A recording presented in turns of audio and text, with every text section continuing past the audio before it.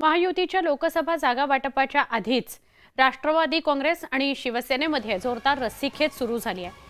शिरूर लोकसभा मतदारसंघावरून शिवसेना आणि राष्ट्रवादी काँग्रेसमध्ये रस्सीखेच सुरू आहे। यावर अजून महायुतीत तोडगा निघालेला नाही। त्यातच मावळमधून खासदार श्रीरंग बारणेंना उमेदवारी देण्याला राष्ट्रवादी काँग्रेसचे आमदार सुनील शेळकेंनी विरोध केलाय।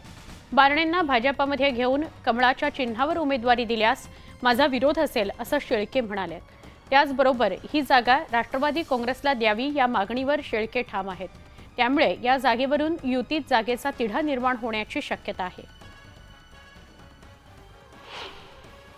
बारणेंनी कमळावर लढावं असं आता भाजप आग्रह धरते।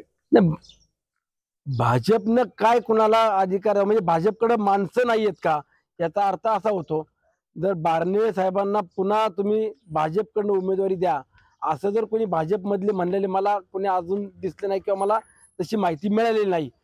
परंतु जर भाजपकडे इतर इच्छुक असताना दुसरा व्यक्ती किंवा आयात उमेदवार ऐन वेळेला आणून उमेदवारी देणार असतील आणि ते सुद्धा जर मतदारांनी जनतेने स्वीकारणार असतील तर त्याचा आपण आत्मपरीक्षण केलं पाहिजे, तो विचार केला पाहिजे।